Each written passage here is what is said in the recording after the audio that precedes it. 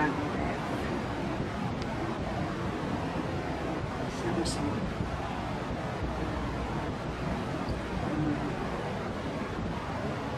Diniliver siya yesterday. Tapos ngayon lang namin siya nabuksan. Overnight namin siya. Tapos sinet ko na siya. Kanina pa siya sinaksak. 3 hours ago. Maximum. Up and down maximum. Buksan natin. First time natin open. Walang laman.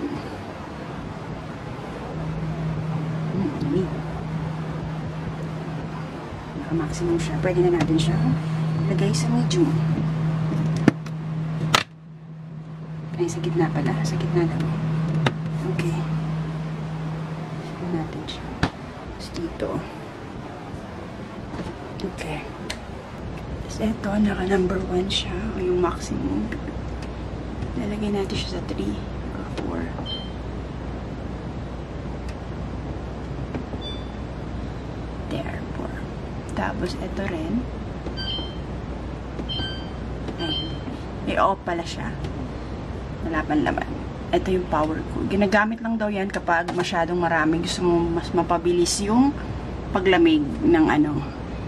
Pero pag hindi ginagamit, naka-off on. Tapos pag hindi mo naman masyadong maraming laman na ref, off mo lang daw yan. Tapos naka-4. So, Wi-Fi, if you kukunik mo siya sa Wi-Fi para malaman mo kung ano yung sirang part. Lagyan na natin siya ng laman. Ito. Dito lang daw siya sa medium. So, okay daw yun. Diyan lang siya sa medium. After 3 hours na paglagay natin, ilagay ko na siya. May lagay na. After 3 hours, napansin ko, meron na buo na yung ice.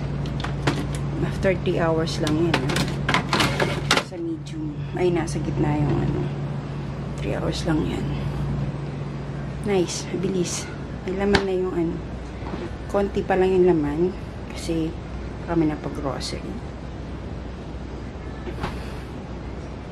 Bilis siya lumamig. Ay, mabilis siyang tumigas yung yelo. Okay. After 7 hours. Gusto natin. Pansin ko, matigas na yung ano. Matigas na yung ice pop.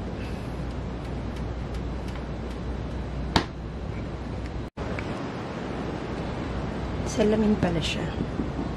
Kaya hindi siya nakakabitan ng magnet.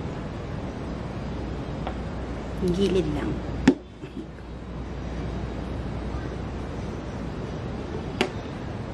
Ito pala yung luma naming ref. Yung pinalitan nitong ano. Ito. Inverter din siya ng LG. Almost 7 years siya. Tapos twice na siya nasira.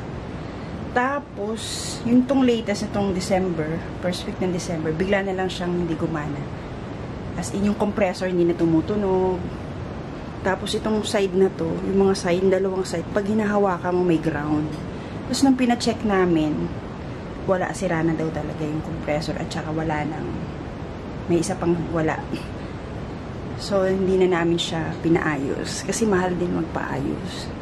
So, bumili na lang kami bago. Tapos, eto yung ginawa ko. Hindi ko muna siya tinapon. Nilagyan ko siya nitong mga ano namin. Kasi, yan. Okay lang ba siya na gamitin? As a storage. Kung mga, ano, o kailangan i-dispose na yung ganyang ref. Or, gagamitin, lalagyan sana namin ng ibang, ano, bukod sa, pag hindi pwede yung mga plates, mga grocery. Okay lang ba? Or, hindi pwede. Comment down below. Paano, para,